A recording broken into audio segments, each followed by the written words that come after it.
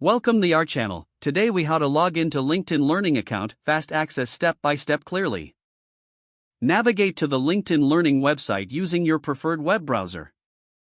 Locate the sign in button, usually found at the top right corner of the homepage. Click on the sign in button to proceed to the login page.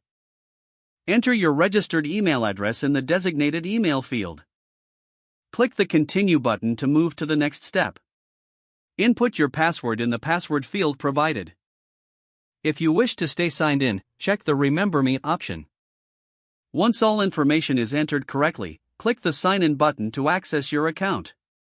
If you've forgotten your password, click on the Forgot Password link below the password field. Follow the prompts to reset your password if needed. After successful login, you will be redirected to your LinkedIn Learning dashboard. From here, you can easily start exploring courses and learning materials. Ensure your internet connection is stable for a seamless experience. If the page does not load, refresh the browser or try again in a private or incognito window. Make sure you are using the correct email address, then retype it carefully to avoid small typos. If your password is not accepted, use the reset option and create a new strong password you can remember. Check your spam folder for verification or security emails, then complete any requested confirmation steps. Enable two-factor authentication if available to improve account security and reduce unauthorized access risk. After signing in, review your profile details so your contact information and settings are accurate and current. If you see an error message, note it down and try again after restarting your device and internet connection. Log out when you finish, especially on shared devices, to keep your account and payment information secure.